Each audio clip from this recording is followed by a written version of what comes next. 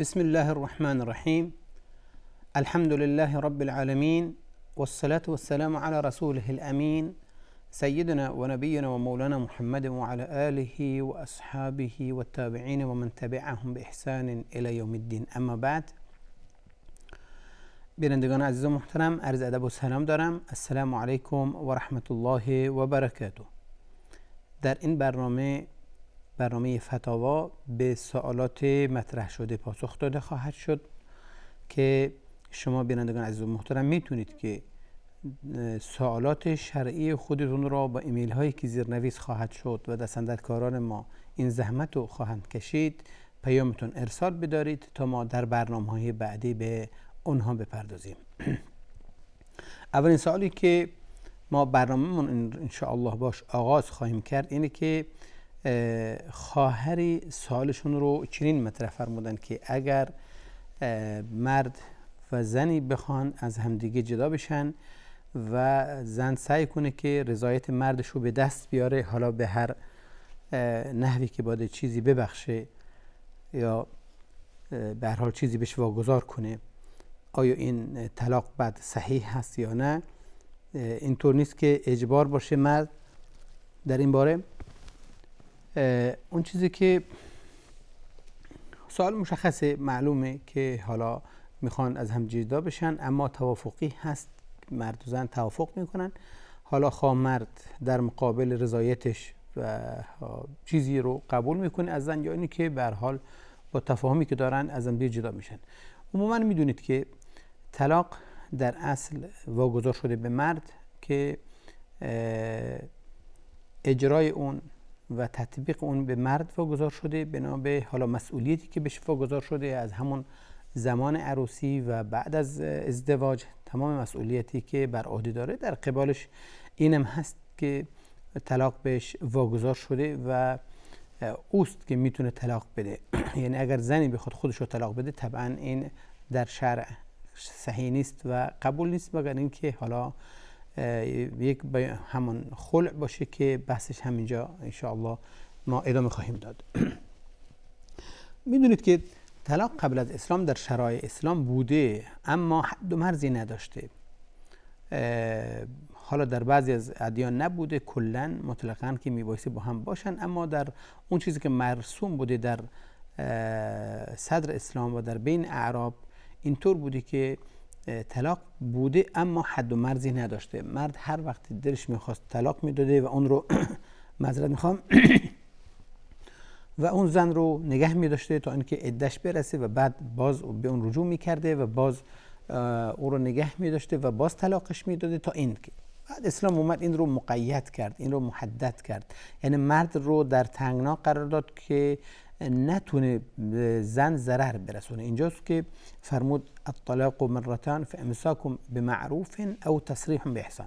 طلاق مراحل داره، دو مرحله هست. مرحله سوم دیگه اون شرطی که بعدش میاد جا نداره، میگه یا نگهش بدارید یا چه کارش کنید، یا اینکه برگردونیدش به منزل و در عصمت خودتون نگهش دارید. فامساکم بمعروف، طبق عادات و عرف میبایستی محترمانه ازش به هر حال نگهش داشت، یا اینکه چیه تموم بشه کار. پس اینکه حالا بخواد بره و برگرده چنان چیزی. پس طلاق در اصل اگرچه در دست مرد قرار داره اما اون مقید براش و اون رو بنا به شرایطی بر خلاف اون چیزی که مرسوم بوده مرد رو چیکار میکنه؟ براش حد و مرز تعیین میکنه تا نتونه ضرر برسونه به زن. حالا اینجاست که بعد میفرماید میگه بعد از طلاق سوم فان طلقها فلا تحل له من بعد حتی تنکح زوجا غیره، تا اینکه اگر بار سوم طلاق بشه دیگه حق نداره. حالا با این مقدمه که طلاق در دست مرد هست، اگر زنی بخواد حالا بنا به مسائل نمیتونه باش زندگی کنه، فکر کنه که حالا میخوان ازش جدا بشه، آیا میتونه این پیشنهاد رو به شوهر بده که به هر حال رضایتش جلب بشه و طلاقش بده، یا اینکه به نزد قاضی بره؟ اصلا اگر مرد راضی نشه میتونه به قاضی و دادگاه برسونه و به هر حال علت طلاق رو بیان کنه و اگر اثبات بشه چیه طلاقش بدن. و اون به شروطی که چنانچه خواهرمون خودشون اینجا مطرح کردن، اگر چیزی بهش ببخشه، چیزی بهش بده، حالا ملکی بهش بده، حقی بهش ببخشه، طلبی داره، مثلا از مهر چیزی باقی مونده که نداده بهش، بخواد ببخشه، آیا میتونه؟ بله میتونه. با این مقدمه که عرض شد، اگر زن بخواد به هر حال رضایت مرد رو جلب کنه و باش به چیزی براش واگذار کنه تا اینکه اون رو طلاق بده، درسته و گرفتنش هم چیه؟ صحیح هست. چنانچه قرآن میفرماید اولا ولا يحل لكم ان تأخذوا مما آتيتموهن شيئا الا ان يخافا الا يقيما حدود الله فإن خفتم الا يقيما حدود الله فلا جناح عليهما فيما افتدت به تلك حدود الله. میگه که شما مردان حق ندارید از اون چیزی که بهشون بخشیدید ازشون بردارید، حلال نیست برای شما، چون ملک اونهاست دیگه، باید بهشون برید، مگر اینکه حالا گمان رود که عدالتی برقرار نباشه، ظلم بشه و از حد و حدود الهی خارج بشه، یعنی رابطه طوری باشه که طرفین از هم دیگه راضی نباشن، به این اتفاق برسن که نمیتونن حالا گناه بکشن، گناه رو بر عهده بگیرن. یعنی به وقتی که زن به واجبات خودش عمل نکنه در مقابل شوهر و برعکس همچنین شوهر در مقابل حق و حقوقی داره نسبت به زنش، اگر ادا نکنه طبعا چیه؟ درش گناه هست. و اینجاست که میگه اگر اینا به این نتیجه برسن و بخوان ها رو اتفاق کنن، زن بخواد چیزی فدیه بده خودش آزاد کنه، مانعی نداره و درسته. و این وارد شده به هر حال در سنت اومده که صحابیاتی بودن و به رسول الله صلی الله علیه و آله پیشنهاد دادن که ما از شکایت از دین و اخلاقشون نمیکنیم، اما من میترسم که در گناه واقع بشم. فکنایاتی به هر حال صحبت بکنه با رسول الله صلی الله علیه و آله که نمیتونه با ایشون زندگی کنه. رسول الله صلی الله علیه و آله میفرماید که پس اون چیزی که بهتون داده در مهر، اون باغ اون زمین، میتونید ببخشید؟ ایشون میگن بله. به هر حال این رو ثابت شده هست و جایز هست. پس اگر زنی حق و حقوقی چیزی بخواد به مرد بده تا این که ایشون اون رو طلاق بدن، این درست هست و جایز هست و مانعی نداره، مردم میتونه اون رو قبول کنه و طلاق رو جاری کنه.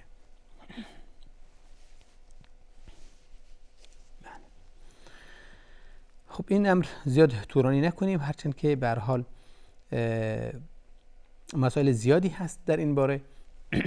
ببینید یه مسائلی است که میبایستی بهش اشاره کرد، این که وقتی زن از مرد طلب داشته باشه، یعنی مردی بدهی داشته باشه نسبت به همسرش، حالا در خیلی از جاها متاسفانه مرسوم هست یا عادت دارن که مهریه زن رو نمیپردازن و هرچند که قبولدار شدن و مکلف شدن که حق و حقوقش رو بپردازن، حالا همون اوائل هر مقدار بوده رو پذیرفتن اما تا به حال چیزی ندادن. بعضی موقع وقتی که بر حالا خوشش نمیاد اما کارهایی میکنه، انجام میده نسبت به زنش تا زن مجبور بشه که حالا طلب طلاق کنه یا اینکه اون رو ببخشد. ببینید این ظلم بسیار عظیم است که شخص نسبت به خودش داره میکنه و مرتکب گناه و عمل حرام داره میشه.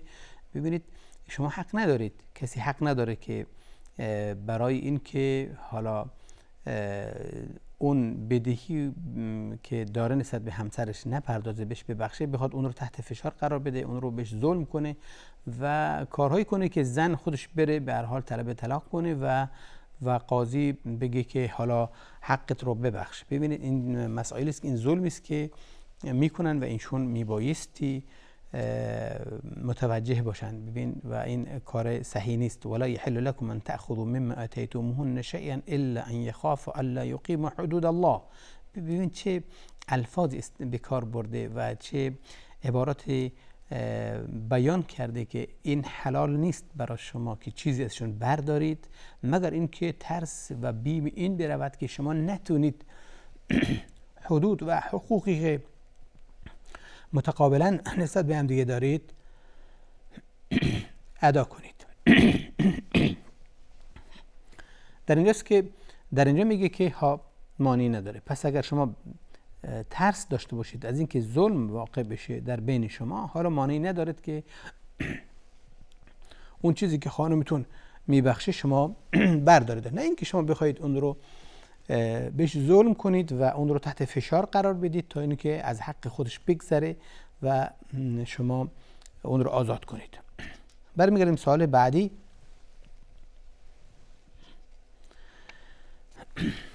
فکر کنم این سوال تکراری باشه. البته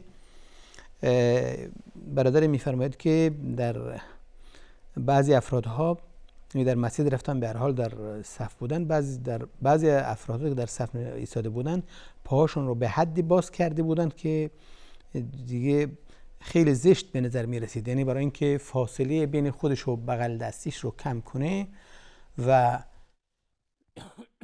ایشون بغل دستیشون ظاهرا حالا کنار نمی اومده باشه که بیاد حالا زیاد بهش بچسبه، به هر حال پاشو به پاش بچسبونه، به عنوان مثال حالا شانه به شانه و اینا.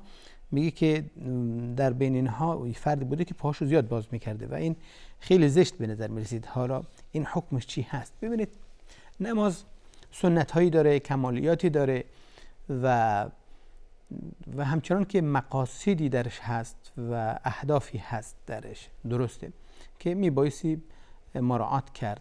حالا مقاصد رو کسی فدای اون مکملات نمیکنه و درست هم نیست، اما اگر عبادتی درش مکملات به هر حال و مستحبات و سنن و دیگر آدابی که قرار داده شریعت درش مراعات بشه، طبعا چیه؟ ثواب و اجرش بیشتره و افضلتره و این مطلوبه اصلا، درسته؟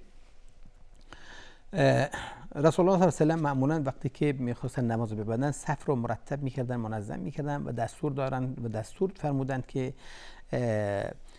سووا صفوفکم فان تسویة الصفوف من تمام الصلاة، یعنی ببین راست نگه داشتن صف، راست کردن صف از تمام بودن، یعنی کامل بودن نماز هست که اجر کامل انسان خواهد برد. در دیگه حدیثی است که دست برادرش رو بگیره و آهسته اون رو بکشه به طرف خودش تا اینکه صف چیه؟ منسجم باشه و کامل باشه. اینها مقدماتی است که میبایستی مراعات بشه و سنت هایی است و آدابی است برای نماز که برای اینکه اجر کامل گیر انسان بیاد براش نوشته بشه چه کار میکنه؟ این اعمال رو انجام میده. اما هر چیزی عرف و عاداتی داره، میدونید که به بدی مبدل نشه. خب و اسلام در هر مسئله‌ای که شاذ بشه و خودنمایی درش بشه، این که اون رو چیکار کرده؟ محدود کرده و ممنوع کرده. ظاهرا ما یک میان برنامه داریم، بعد از میان برنامه‌مون مطلب رو دنبال خواهیم کرد.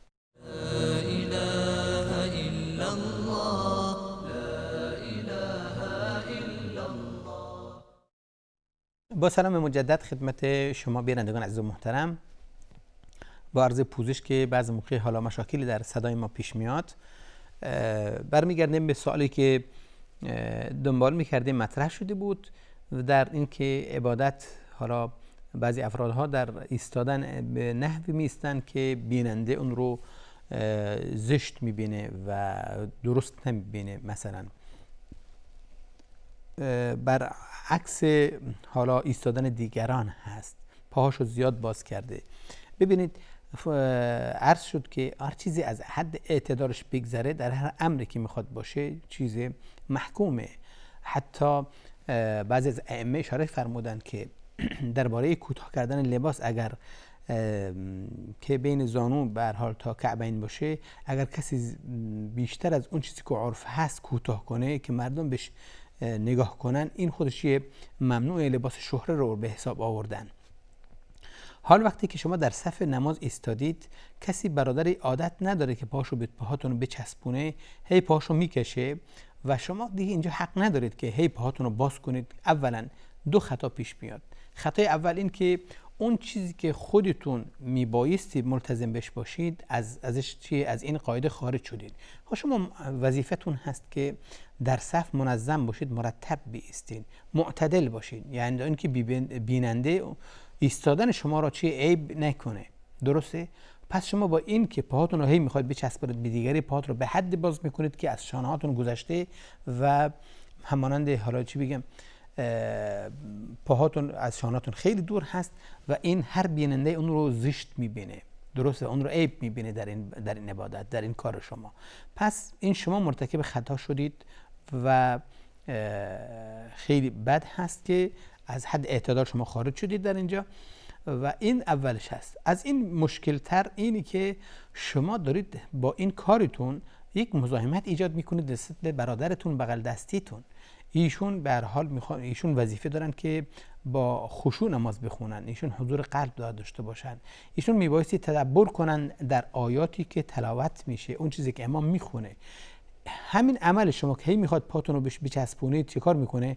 اون رو از این امر چیه؟ منصرف میکنه. نمیتونه در تدبر کنه، نمیتونه به هر حال گوش کنه، نمیتونه حضور قلب و خشوع داشته باشه در نمازش. هی شما دارید اذیتش میکنید دیگه به نظر خودش. درسته؟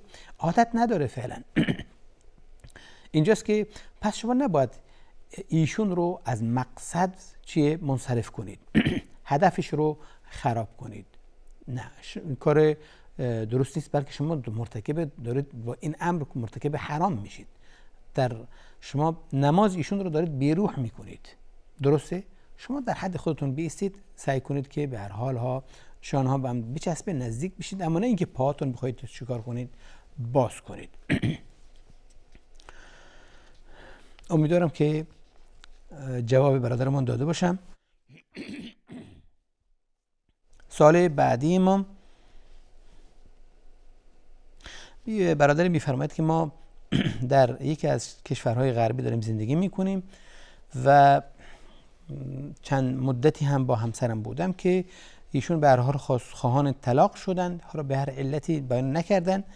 میگه من راضی نبودم و راضی نشدم، ایشون رفتن دادگاه در همون شهر و طلاق خودش رو گرفته، در صورتی که اون دادگاه غیر اسلامی بوده و غیر اسلامی هست و طلاقش رو از اونجا گرفته و از من جدا شده، در صورتی که من راضی به طلاق نبودم و طلاق ندادم. حالا آیا این طلاقش واقع شده یا نه؟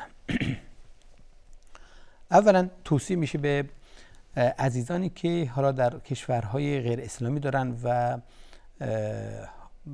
به هر حال حکم و قضا بر اساس اسلام و شریعت اسلام نبوده، این که تقوا پیشه کنن و بر اساس اصول و اون چیزی که معتقداتی که دارن بر اساس دین اسلام اعمالشون رو انجام بدن و در قضاوتشون به قضات اهل اسلام مراجعه کنن. حال اگر دادگاه نباشه طبعا بدون شک اونجا مراکزهای اسلامی است که عهدهدار شده تا اینکه مشاکل اسری به هر حال مسلمانان و مسائل و مطالبی که وجود داره براشون چیکار کنه؟ متحمل بشه و حل و فصل کنه.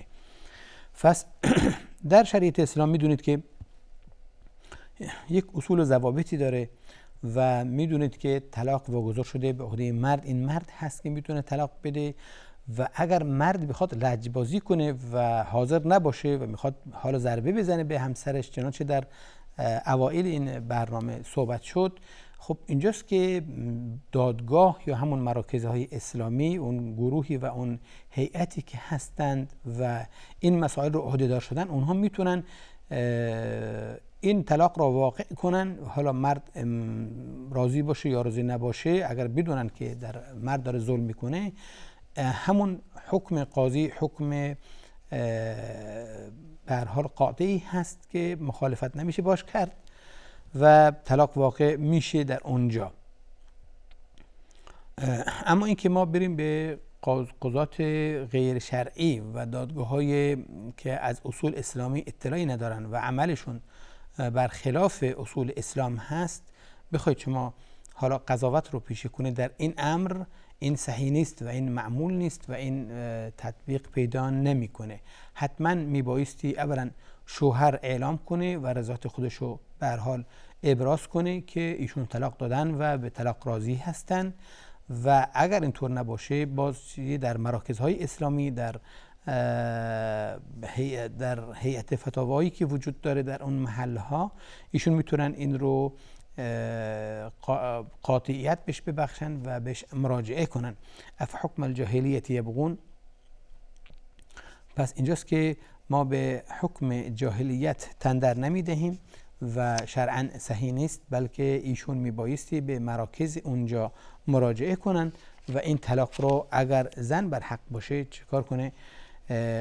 طلاق رو بگیره و به هر حال بله. امیدوارم که به هر حال جوابشو گرفته باشن. نگفتن امانت که ما در این برنامه ما راهنما هستیم، ما قاضی نیستیم که بخواید حکم را قاطعیت بدیم، بلکه راهنمایی میکنیم و در حل مشاکلاتی که وجود داره، اینکه حالا طلاق واقع شده یا نشده یا اینکه این درست هست یا نه، شما میتونید به مراکزهای اسلامی که اونجا وجود داره چیکار کنید؟ مراجعه کنید تا اینکه حل و فصل بشه ان شاء الله تعالی. یه سوالی است که میفرماید چرا ما در نمازمون فقط بر حضرت ابراهیم علیه السلام و علی نبینا افضل الصلاة و التسلیم ما درود و سلام میفرستیم، چرا بر بقیه پیامبران نیست و نیومده؟ خب اولا این وارد شده، این دین است که ما تعلیمی است که رسول الله صلی الله علیه و به اصحاب خودمون دادن. حالا علتش چی هست؟ علتش برمیگرده به برداشت هایی که علما و بزرگان کردن از به هر حال از آثار و احادیث هایی که وجود داره، اما اینکه حکمت و فلسفهش فقط خلاصه بشه در اون چیزی که گفتن چنین چیزی نیست. ما اولا تسلیم امر شریعت هستیم، این تشهد به این صورت وارد شده و رسول الله صلی الله علیه و به هر حال به ما تعلیم دادن و ما هم بر اساس اون چیزی که تعلیم گرفتیم و به ما تعلیم دادن چی عمل میکنیم. درسته؟ حالا چرا؟ خب سوالی است که به هر حال در ذهن میگنجه و اون اینکه چرا فقط از حضرت ابراهیم به هر حال ما در نمازمون نام میبریم در صورتی که همه پیامبرهای خدا بودند. بعضی از علما گفتن که این یک نوع تقابل به مثل هست. زمانی که رسول الله صلی الله علیه و سلم به معراج سفر کردند و معراج رفتند، در اونجا طبعا پیامبران رو ملاقات کردند و در هر آسمان پیامبری بود و در بیت المقدس طبعا تمام پیامبران بهش اقتدا کردند و به هر حال حضرت ابراهیم بود که وقتی که ملاقاتش کردن و ابراهیم به هر حال به رسول الله معرفی شد که ایشون حضرت ابراهیم هستن، حضرت ابراهیم فرمودن که سلام من رو به امتت برسون و بهشون بگو که به هر حال جنت پاک هست، خاک پاکی داره و آب زلالی داره. به هر حال در حدیث اومده. در اونجا میگه که هیچ پیامبری به رسول الله صلی الله علیه و سلم توصیه نکرده که به امتش سلام برسونه، یعنی هیچ پیامبری به امت محمد در اونجا پیام سلام نفرستاده، حضرت ابراهیم هست که فرستاده. پس در مقابل این پیامی که فرستاده و این سلامی که کرده، امت چی موظف شده و رسول الله صلی الله علیه و سلم براشون این تعیین کرده که در تشهدشون در نمازها چی براش به هر حال همانندی که درود بفرستن یا ذکرش کنن. درسته؟ هل جزاء الاحسان الا الاحسان؟ درسته دیگه، مقابل به مثله. فاذا حييتم بتحیه فحیوا باحسن منها او ردوها. به هر حال این یکی از آراست که به هر حال اومده. بعد گفتن که ببینید حضرت ابراهیم بعد از ایشون هر پیامبری اومده از نسل ایشون بوده. ببینید به همین منظور ایشون رو ابوالانبیاء معرفی شدند. ابوالانبیاء، پدر پیامبران. ببینید ایشون دو فرزند داشتن که هر دو نبی بودن و پیامبر بودن، حضرت اسحاق و حضرت اسماعیل. حضرت اسحاق باز پسرشون یعقوب باز پیامبر بوده، پسر حضرت یعقوب باز حضرت یوسف باز هم ایشون پیامبر بودن. درسته؟ از این جهت باز حضرت اسماعیل و از فرزندان حضرت اسماعیل خاتم الانبیا صلی الله علیه و سلم. درسته؟ همه اینها چیه؟ پیامبر بودن و نبی بودن از ذریه ایشون.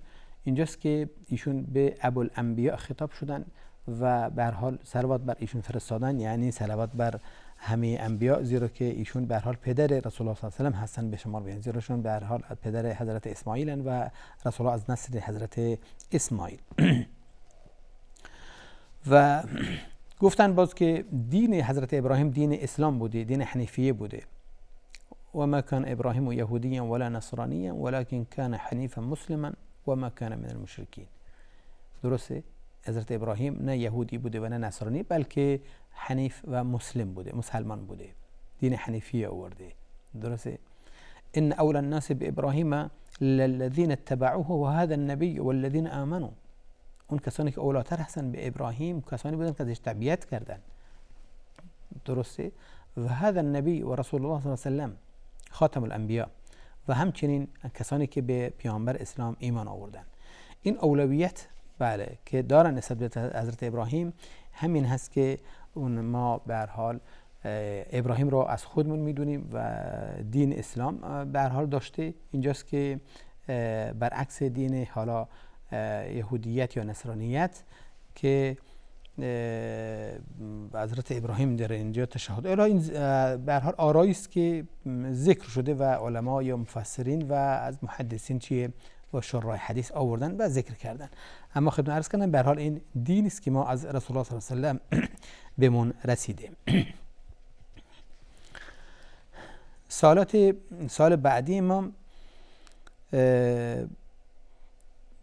درباره نماز هست که آیا اقتدا کردن به امامی که حالا دیده نمیشه بس از طریق حالا میکروفون و سماعات اینها و بلوتوث و این چیزا میگه صداش برای ما نقل میشه و آیا این درست هست یا نه؟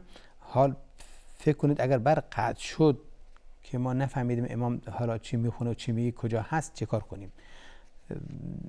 ببینید یه بحث این که اگر فاصله باشه بین امام و بین افرادی که بهش ملحق شدن بهش اقتدا کردن، اگر در همون مسجد باشه خب مانع ایجاد نمیکنه، حالا صف به هم وصل باشه و وصل نباشه به جای مشکل ایجاد نمیکنه، فاصله زیاد باشه. هرچند سنت اینه که صفها با هم دیگه نزدیک باشن و صف اول به امام نزدیک باشه، این سنته. اما حال بگیم حالا به عللی خواهرانی بودن اینا در پشت صف دارن نماز بسن یا در دیگه و از طریق صدا بهش اقدام میکنن، حالا اینجا در مانع ایجاد نمیکنه. ظاهرا ما یک میان برنامه داریم، ببخشید بعد از این میان برنامه‌مون این مطلب رو کامل خواهیم کرد. لا اله الا الله لا اله الا الله. با سلام دوباره خدمت شما بینندگان عزیز و محترم، برمیگردیم به مطلبی که بیان شده بود، موضوعی که داشتیم صحبت میکردیم درش و اون اقتدا کردن افرادی به امام در مسجد. حال اگر فاصله باشه بین آخرین صفی که به امام به هر حال اقتدا کرده و این گروهی که دارن نماز بخونن، حالا خواهران باشن یا غیر از خواهران باشن، فاصله هست در بین اینها. اگر در مسجد باشه عرض شد که اجمانی نداره، فاصله چندان اشکال ایجاد نمیکنه. اگر در بنای دیگه باشه این طبعا علما در مذهب شافعی شرطش اینه که چیکار بشه، میبایستی صف با هم دیگه وصل باشه، به هر حال یک صف بیرون کشیده باشه و مردم با اونها باشن و به هر حال ادامه بدن. حال فکر کنید که خواهرانی در قسم مصلی زنان دارن نماز بخونن و طبعا اینشون مشاهده نمیکنن امام و مردم رو، اما از طریق حالا بلندگوهایی که قرار داده شده و سماعاتی که وجود داره نقل صوت امام میشه براشون و متابعت میکنن. خب درسته تا زمانی که زیرا که منظور از جماعت نماز خوندن یعنی اقتدا کردن به امام، یعنی تبعیت از امام در اعمالش که انجام میده از قیام و رکوع و سجود اینا، و همچنین تدبر کردن در اون چیزی که چیه تلاوت میکنه. پس اینکه فاصله باشه در اینجا مانع ایجاد نمیکنه و مشکلی ایجاد نمیشه. حال سوال بعدی ایشون این که اگر برق قطع بشه و حالا اینا ندونن چیکار کنن؟ امام حالا معلوم نیست که داره میخونه، داره سجده میکنه، تشهد میخونه، در چه حالتی هست قرار داره، اینا نمیدونن. در اینو چیکار میکنن؟ مانع ایجاد نمیکنه. در همونجا که حالا اگر صدا قطع شد و فکر میکنن که شاید به زودی حالا برق نیاد یا طول بکشه، مثلا چند دقیقه اصلا، خب مانعی نداره که اینجا خودشون نمازشون رو کامل کنن. و اینم به دو صورت میتونه باشه بدون که حالا توجه داشته باشن. یعنی تا اون اندازه‌ای که نماز خوندن با امام براشون قبول هست، درست هست، بقیه که مونده براشون ادامه میدن. اینه که یکی از بین خودشون رو به هر حال یکی پیش قدم میشه و میخونه و سعی میکنه که به هر حال امامت رو بر عهده بگیره، ادامه میده. نماز درست هست و مانع ایجاد نمیکنه و لازم هم نیست که کسی حالا بخواد نیتش رو عوض کنه همونجا و بگه که حالا فلان، نه، این مشکلی ایجاد نمیکنه. خب مردم دیگه تصمیم دارن از ایشون تبعیت کنن، این خودش نیت هست، این خودش اصل هست و درسته. و یا این که هر کسی برای خودش نماز خودش رو میخونه، مانع ایجاد نمیکنه باز. یعنی یک حالت انفرادی پیش میاد دیگه براشون، یعنی هر کسی نماز خودش یه رکعت دیگه مونده باشه، مثلا به عنوان مثال، خب نماز 4 رکعتی 3 رکعت با امام خوندن، 3 رکعتش حالا یه رکعت دیگه چیه، هر کسی برای خودش نمازش رو میخونه و نمازش رو تمام میکنه، درسته.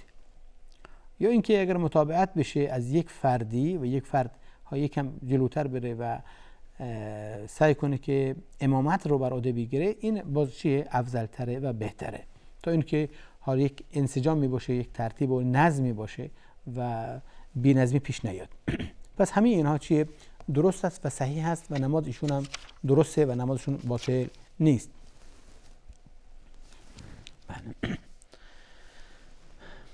یه سوال دیگری که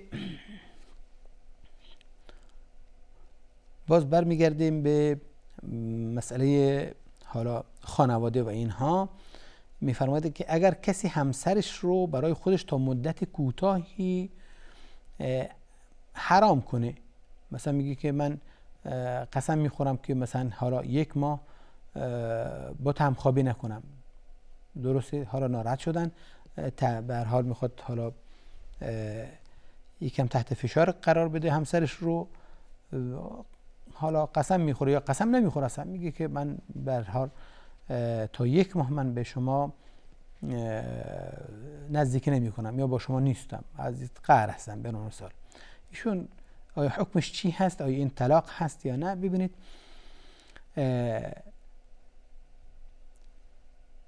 این طلاق داده نشده در اینجا، چون ایشون الان لفظ طلاق رو به کار نیاوردن. اگه قرار شد طلاق بده خود دیگه نمیگفت بعد از 1 ماه یا تا 1 ماه، درسته؟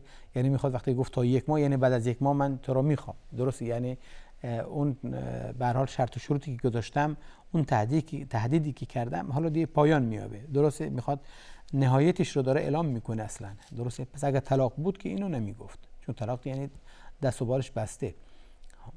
پس این طلاق به حساب نمیاد مگر این که این فرد نیت طلاق داشته باشه، یعنی قصدش از این امر طلاق باشه، درسته؟ که بعید به نظر میرسه، خصوصا اگر مدت و نهایتش مشخص کنه. این یک نوع قسم هست که میبایستی پایبند باشه. اگر پایبند باشه بعد از انتهای یافتن مدت، خب ایشون آزاد هستن و میتونن زندگی خودشون دنبال کنن، خب مانعی ایجاد نمیکنه. اگر این کار رو نکنه، طبعا زن حق مطالبه داره، حق شکایت داره، حق به هر حال اقدام داره که اقدام کنه بر علیه شوهرش، این حق رو داره. اما اگر قبل از این مرد به هر حال پشیمون شد و میخواد خلاف اون سوگند و تعهداتش کار کنه، طبعا اینجا میبایستی چی کار کنه؟ مانعی نداره که این کار کنه، شاید هم بهتر باشه که این کار رو بکنه، اما حتما میبایستی کفاره قسم رو بپردازه، چون به هر حال انسان وقتی تعهدی داشت میبایستی پایبند باشه به تعهداتش دیگه، درسته؟ ایشون با خدای خودشون تعهد کردن در محضر همسرش و بچه‌ها و اینا، مثلا هر کسی باشه، که ایشون این کار رو نمیکنن، باش همخوابی نمیکنن، باش به هر حال قسم یاد کرده، درسته؟ حالا پشیمون شده، پس حتما میبایستی کفاره قسمش رو بپردازه و این طلاق به حساب نمیاد، زیرا که منظور طلاق نبوده و عرفاً به حساب این یه تهدیدی است که میخواد نسبت به هر حال میخواد نسبت به همسرش داشته باشه و که بگیم حالا طلاق واقع شده، نه طلاق نیست، خصوصا که گفتیم دیگه نهایتش مشخص باشه و میخواد حالا اون رو ادب کنه به نظر خودش. پس طلب نیست و این زهار هم نیست. آخه ببین زهار تشبیه کردن همسرش با کسانی که محرمش هستن، مثل مادرش و خواهرش و خاله و اینا، اگر تشبیه کنه اونها که حالا شما مثل مادر من هستی، شما مثل خواهر من هستی، این میشه زهار. درسته؟ یک به هر حال مبحث خاصی داره در فقه به عنوان زهار. زهار از زهر است، یعنی کمر. به هر حال ایشون فرد رو، همسرش رو مانند به هر حال یکی از محارمش به حساب میاره که خب این دیگه ابدی میشه، دیگه تحریمش ابدی هست دیگه. درسته؟ من نیست خاله اینطور نیست که بعد از یک ماه دوم براش حلال بشه، استغفر الله، نه خیر. درسته؟ پس وقتی ایشون تشبیه کردن به خاله یا مادر یا خواهر یعنی تا ابد. درسته؟ اما باز اینجا شریعت به هر حال قانون خاص خودش داره در زهار که حتما قبل از مراجعت میبایستی حالا کفاره سنگینی بپردازه، متحمل بشه تا بیشتر از این کارها را نکنه. پس این امر ایشون الان این زهار به حساب نمیاد، بلکه یک نوع قسم هست که ایشون متحمل شدن.